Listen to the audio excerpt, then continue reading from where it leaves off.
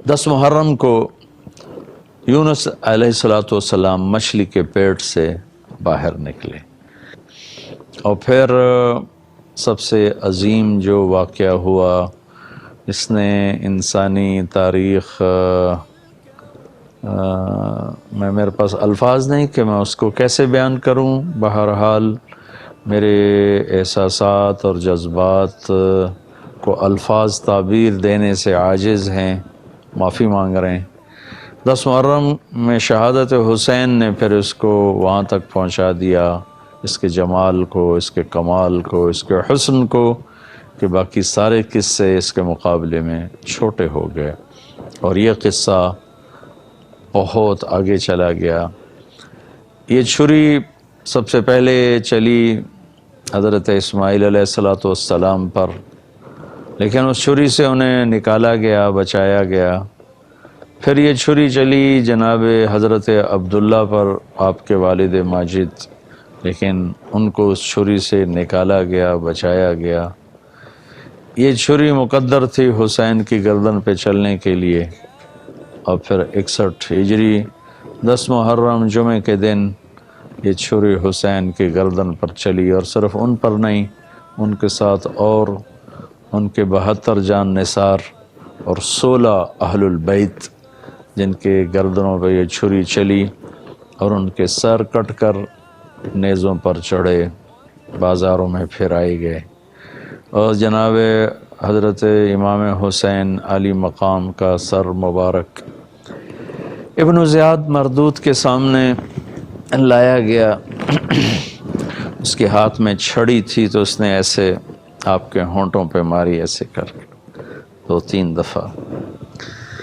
کہنے لگا میں نے ایسا حسن آج تک نہیں دیکھا کہ مرنے کے بعد بھی ایسا دمکتا، چمکتا، مسکراتا چہرہ ہو۔ تو انس رضی اللہ تعالیٰ عنہ تشریف فرما تھے، وہ کھڑے ہو گئے اور کہنے لگے یہ چھڑی ان ہونٹوں سے ہٹا لے، میں نے اللہ کے نبی کو دیکھا ہے،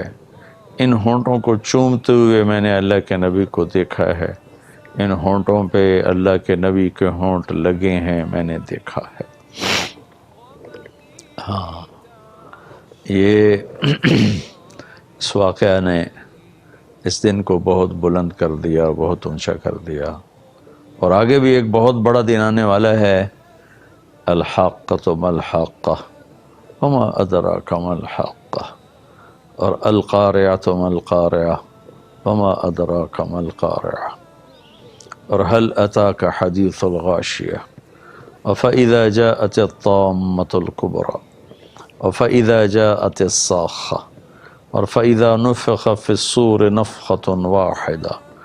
وحملت الأرض والجبال فدكتا دكة واحدة، فيومئذ وقعت الواقعة، وانشقت السماء فهي يومئذ واهية۔ قیامت کا دن، إنهم يرونه بعيدا ونراه قريبا، تم اسے دور دیکھتے ہو، اللہ کہتا ہے میں اسے قریب دیکھتا ہوں۔ یوم تکون السماء کالمہل